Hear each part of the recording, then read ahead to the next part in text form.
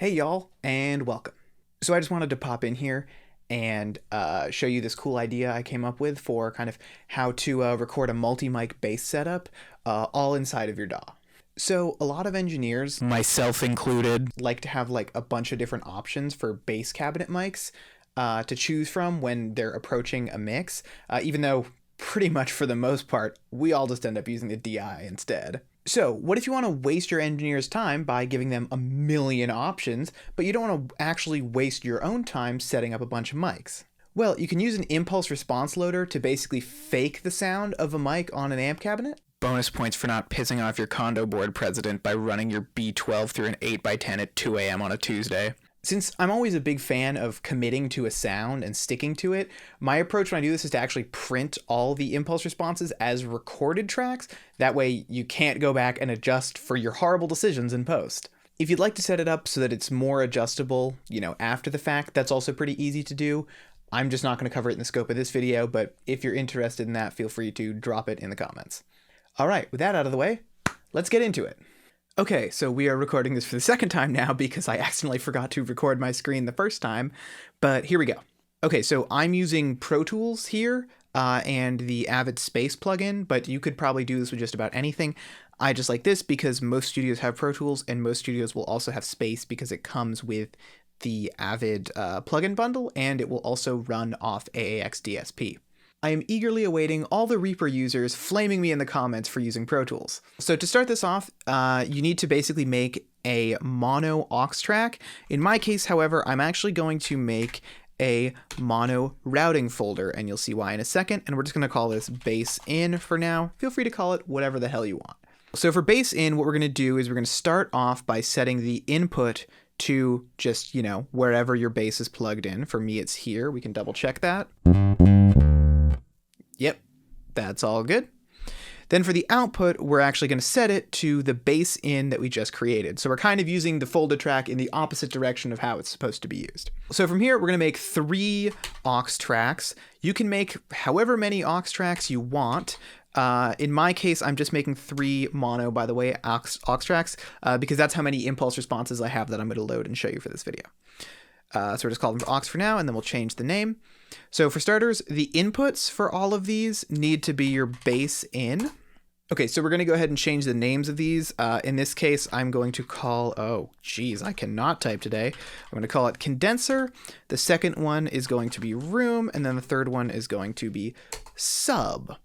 And we'll get to the outputs in a second. But for now, it's time to start loading up some plugins. So for starters, we're going to need an amp plugin. Alternatively, you can use some kind of a preamp pedal. So if you have like a dark glass or something, you can use that instead of this. But for me, I'm just going to go with a plugin so that I can show you how to do that. We're going to go with the Bass Dude from Brainworks. And when you load up the plugin, basically what you need to do is you need to go to the effects rack or, wherever this is in your plugin of choice, doesn't really matter. And you need to go into the cabinet settings. So these are all the different cabinet IRs they have. And we're going to change it to be empty. Or just turn off the cabinet emulation. So basically, you just want to make sure that it's going to be the sound of the amp with no amp cabinet at all. So from there, we're going to go ahead and we're going to start instantiating Space. It's mainly actually a convolution reverb, but we can use it for this and it works great. And, like I said, most studios will have it, so that's nice. So we can see the IR here that it comes with by default. What we're going to do is we're going to go ahead and to edit, and then we're going to go to import other IR folder. So when you do that, it'll basically prompt you to, select a folder where all your IRs are. In my case, just my downloads folder, and I've already added it. So it's in here. And on this one, because we have our condenser, we're going to go ahead and get the impulse response for the condenser. Another quick thing to note is that you should go into the settings. You should make sure that embed IRs in preset and session files is on, because that'll save you a lot of energy in the future. If you move this session from computer to computer, it'll keep the IRs in the plugin settings so that you don't have to worry about, bringing it in and it not working.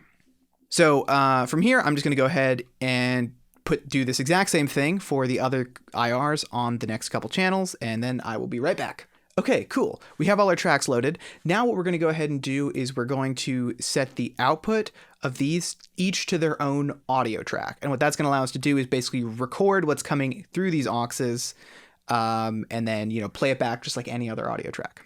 So here we've got we're going to make a new mono track. In this case, I'm just going to show you my sort of naming scheme.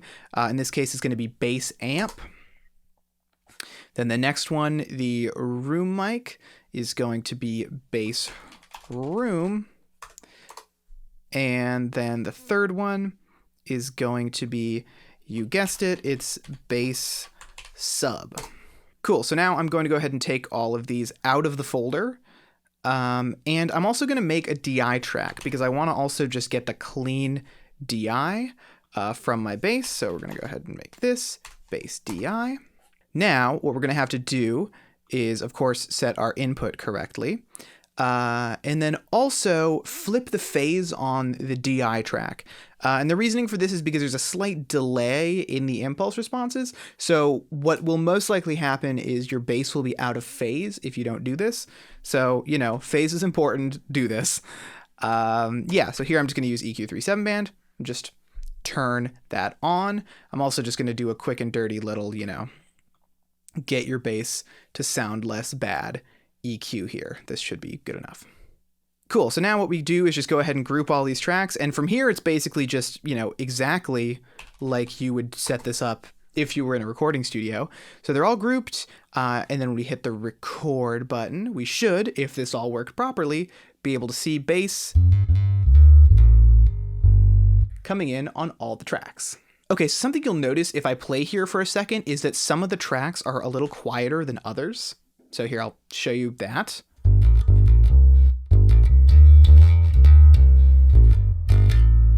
So particularly, I think that for me, this is mostly an issue with the bass room track. So what we can do is we can actually turn up the aux track for bass room here. And what happens when we do that is it basically gets louder in what's getting recorded. So the beauty is now from here, it's exactly like if you just recorded your bass in a studio to anyone who looks at it. And you're the only one who's going to know the dirty secret that you actually did it this way. So you can see here, if I start recording,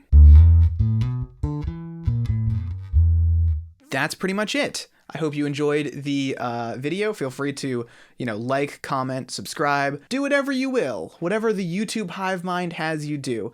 But I hope you've enjoyed, and yeah, I'll see you in the next one.